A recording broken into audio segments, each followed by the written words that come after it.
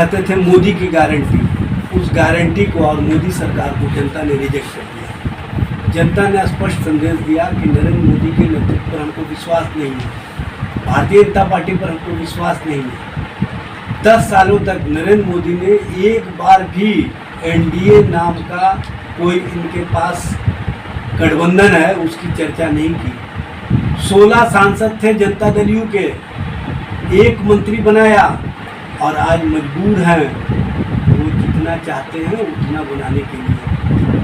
तो जो एनडीए था वो कहीं ना कहीं स्वार्थ और सत्ता के लिए था और वो स्पष्ट रूप से दिख रहा है। प्रधानमंत्री जी, आप प्रधानमंत्री क्यों बनना चाहते हैं जब जनता का जनादेश नहीं है? तो सत्ता के लिए, स्वार्थ के लिए और अपने आप को बनाए रखने के लिए जिस तरह की बेचैनी दिखाई जा रही है एनडीए के नाम पर, ये स्पष्ट रूप से बताता है कि सभी लोग अपने अपने स्वार्थों से कहीं ना कहीं घिरे हुए हैं और विचार अब बाजार में आ गया है, जिसके कारण बोली लग रही है और जो अधिक बोली लगा रहा है उसी को साथ रखा जा रहा है। तो इस तरह की राजनीति करने वाली भारतीय जनता पार्टी विचारों से शून्य हो चुकी है और उनके साथ वाले लोग भी कहीं ना कहीं सत्ता के लिए, स्वार्थ के लिए उनके साथ जुड़े रहना चाहते हैं।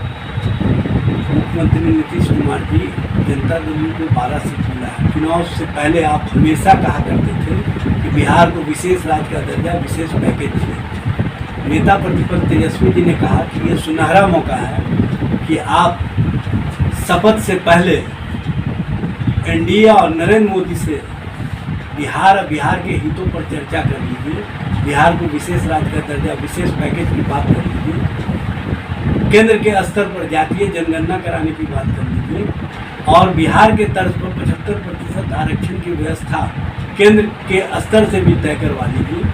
तो इस पर ये लोग चुप्पी साध लिए और गुना भाग में लगे हुए हैं कि कौन कैबिनेट मंत्री होगा, कौन राज्य मंत्री होगा, कौन क्या होगा।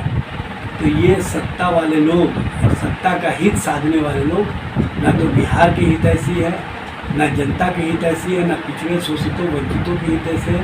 दरअसल इन लोगों का जो राजनीतिक खेल है उस खेल का पोल खुल चुका है और स्पष्ट रूप से ये लोग जो जनादेश का अनादर कर रहे हैं, जनता भी देख रही है। आने वाले समय में ये लोग, अभी तो 60 सीट ही घटे हैं, आप देखेंगे कि बहुत बड़ी संख्या में ये लोग ऐसी स्थिति पर पहुंच जाएंगे कि जोड़ तोड़ में भी ये सत्ता प्राप्त नहीं कर सकेंगे। अयोध्या में और नरेंद्र मोदी को अयोध्या के लोगों ने सजा देने का काम किया है, क्योंकि इन्होंने जिस तरह का आचरण किया, जिस तरह का व्यवहार किया और जिस तरह से राम मंदिर के नाम पर मार्केटिंग की, उस मार्केटिंग को जनता ने पसंद नहीं किया। जनता ने स्पष्ट जनादेश दिया है अयोध्या के लोगों ने, चित्रकूट के लोगों ने और अयोध्या के इर्द गिर्द के लोगों ने और उत्तर प्रदेश के लोगों ने कि आप जो बोलते थे हम राम को लाए हैं,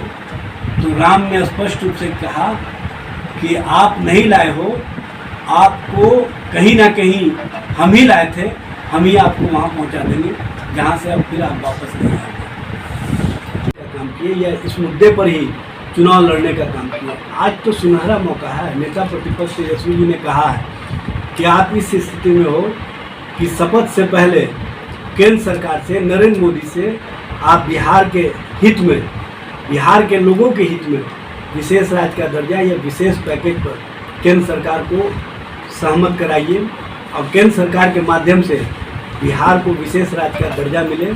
इसके लिए प्रस्ताव भेजने का काम कीजिए बिहार से और केंद्र सरकार उस प्रस्ताव पर सहमति दिखाए, ये वातावरण का निर्माण हो। और इसके लिए विपक्षी दल भी आपके साथ कंधे से कंधा मिला करके चलने के लिए तैयार है, क्योंकि बिहार और बिहारियों का हित सर्वोपरि होना चाहिए, न कि कैबिनेट में अपने लोगों को मंत्री बनाने का हित।